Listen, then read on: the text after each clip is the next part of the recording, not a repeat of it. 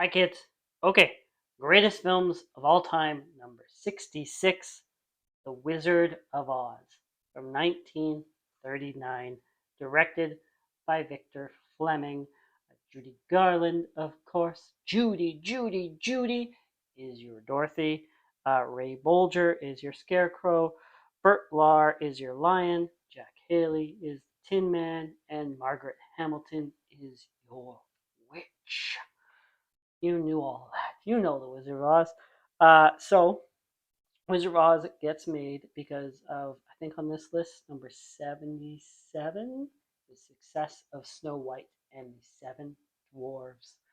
Uh, get studios looking for something similar to that they can make.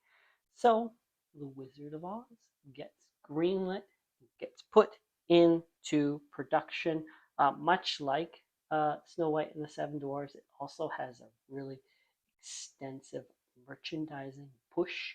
You can buy Wizard of Oz everything. Right? There's lots of people who collect Wizard of Oz memorabilia. Lots of stuff out there.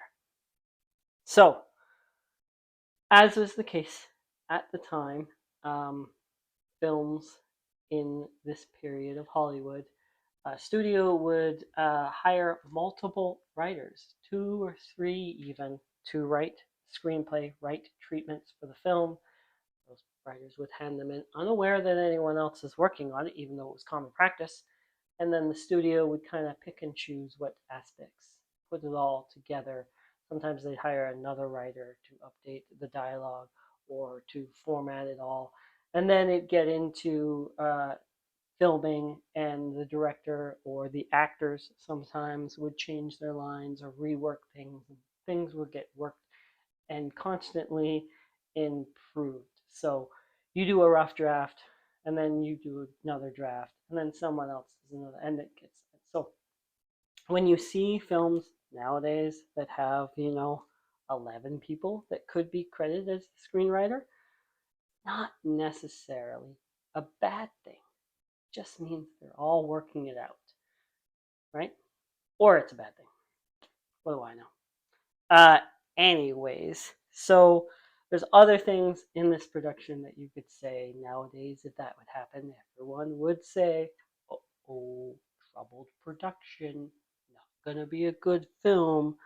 So, Buddy Ebsen was originally cast as the Scarecrow in this film, but then he switched with Ray Bolger because Ray Bolger wanted to play the Scarecrow.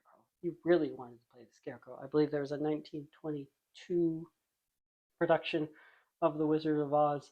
His hero was the Scarecrow. He wanted to be the Scarecrow, so they switched. No big problem. But the paint they were using for Tin Man was toxic. So Buddy Ebsen had to leave the production because he couldn't breathe and he was in the hospital. You can't film a movie when you're in the hospital. So he is replaced by Jack Haley. No big deal.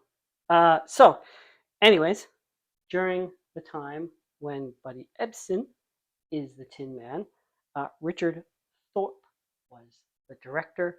They had to halt production to find a new Tin Man, and in that time, the studio decided, I don't really like where this is going. We're going to go in a new direction. Goodbye, Richard. So, Richard Thorpe is out. They bring in George Cukor. George Cukor comes on, and he doesn't really film anything, but he changes things. Dorothy originally was in a blonde wig. She was playing everything all big and dramatic. Judy Garland playing big and dramatic. Imagine that. Anyways, and the witch had different costume and makeup, and he changed a bunch of things like that, and sets, reworked things, removed numbers. Um, and then that's when Victor Fleming comes in. So Victor Fleming comes in. George Cukor leaves to go film Gone with the Wind. Victor Fleming films Wizard of Oz. He doesn't change anything. He just goes with the direction George was going with. And they film The Wizard of Oz. End of story? No. So, George Cukor has to be replaced on Gone with the Wind. And who do they replace him with?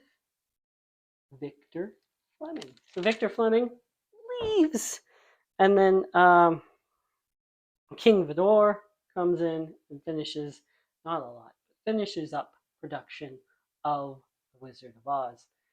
Doesn't take credit until Victor Fleming dies, because he's a nice guy. But anyways, that was to happen today. What would people say?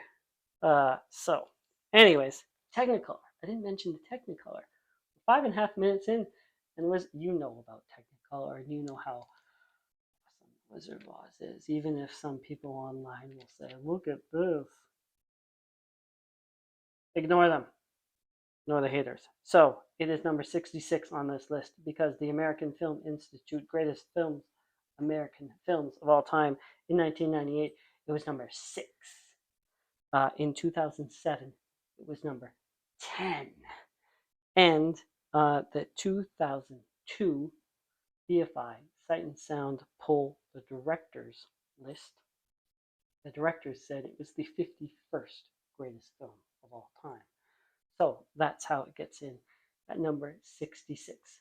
Maybe it should be higher. What do you think? 2 lists, 6 and 10. But on here it's just 66. Because you need more than 3 lists to get any higher. You'll see that when we get higher. Thank you for watching. Like, subscribe.